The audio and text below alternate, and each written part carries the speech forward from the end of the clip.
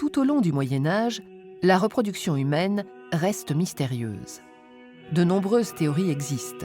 Elles sont généralement inspirées par les écrits du grec Aristote ou de Galien, un médecin du IIe siècle après Jésus-Christ. En 1677, l'invention du microscope permet la découverte des spermatozoïdes. Leur forme leur vaut le nom d'animalcules et fait alors penser que chacun d'entre eux est un être minuscule prêt à se développer dans le corps de la femme. Mais on découvre 1 an plus tard que la femelle du puceron peut donner la vie sans être fécondée. Serait-ce alors dans la femme qu'est caché l'être en miniature? Une nouvelle théorie, l'ovisme, apparaît. Le débat fait rage entre les animalculistes et les ovistes. C'est dans ce contexte que Lazzaro Spallanzani, professeur à l'université de Pavie, fait en 1780 une série d'expériences décisives.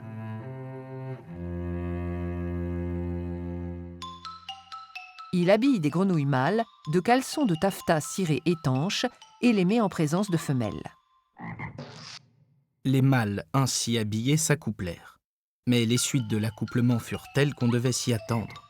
Aucun des œufs ne put éclore, parce qu'aucun d'eux ne put être humecté par la liqueur spermatique dont j'observais des petites gouttes très visibles dans les caleçons.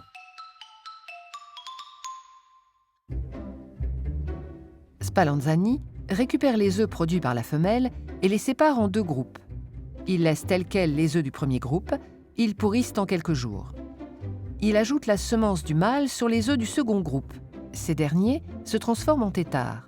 Spallanzani vient de réaliser la toute première fécondation in vitro. Pour lui, preuve est faite de la nécessité du contact des spermatozoïdes dans la reproduction. L'abbé Spallanzani restera cependant oviste, toujours persuadé que l'ovule maternel contient l'embryon préformé et complet.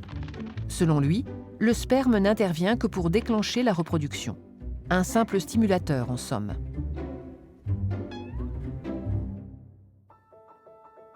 Un siècle devra encore s'écouler avant que l'Allemand Hertwig démontre que la tête du spermatozoïde se combine avec l'ovocyte femelle pour former une nouvelle cellule.